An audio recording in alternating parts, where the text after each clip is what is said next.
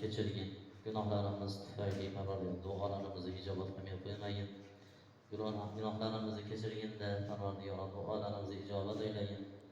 Parvardigor o'zingni baytingga xizmat qilganlarni Parvardigor o'tganlar rahmat va mag'firat aylagin. Xizmatga turibdilar, ihson qilyaptilar, sa'y harakat xizmat qilyaptilar. O'zing ko'rib turibsan, o'zing ijobat qilgin.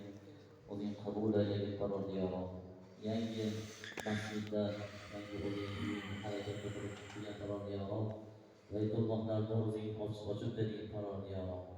Bu joylarda o'zingni ibodatingni itoatingda qoyim bo'lishlikni duolarimizni hammalarimizga nasib aylagin. O'zingni kalomingni o'qib Parvardigor, o'zingga ibodat, itoat, tavbada, shukrda, zikrda yurishlikni o'zing nasib aylagin. O'zing yo'llarini ochiq qilgin, so'zlarni o'tkir qilgin. Parvardigor, do'stga zor qilmagin, dushmanga muhtoj qilmagin. O'zingni omoningga topshirdik, o'zing ochib bergin Parvardigor. Allohu xayrul hafiz va Allohu arhamur rohimin. Rahmatli.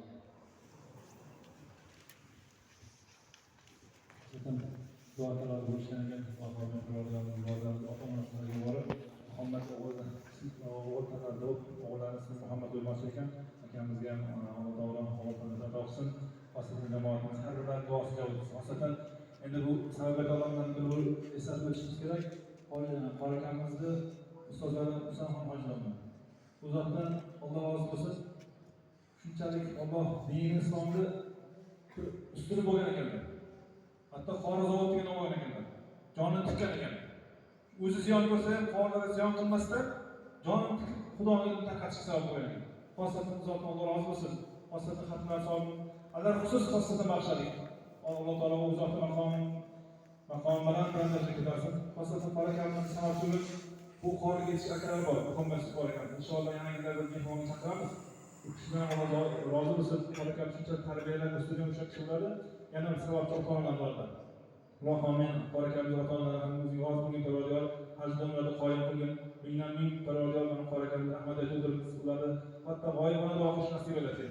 Xosatan jamoatimizni Parvardigor mana bu barakamni havas ketib turibdi. O'zing Parvardigor hadislardan keladi. Kimni kim yaxshi ko'rsa qiyomatda o'sha bilan tirilar ekan. Shuning qorakamizni yaxshi ko'rib Parvardigor qiyomatda hammamizni jamlagan jamoatimiz bilan shu jamoatimiz payg'ambar sallallohu alayhi vasallam ummatlari maqomida jamlagan. Ya musarriful qulub, sarrif qulubana ala ibadik. Ya muqallibul qulub, sabbit qulubana ala dinik. Ya musarriful qulub, sarrif qulubana ala islamik. Parvardigor o'zingizdan rozi bo'lgan mana shu oz ko'p ibodatlarni husn maqbul qilgin.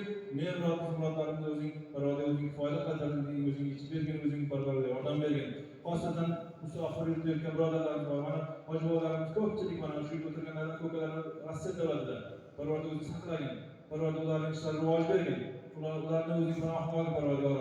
Parvardigor o'zing yana berolsin. Keyingi ularda ham mana qorakamjon turib, mana ota-onalar yonida turib, mana bu tarovihlarda ro'zalarda birga bo'lishlar ham nasib etsin Parvardigor.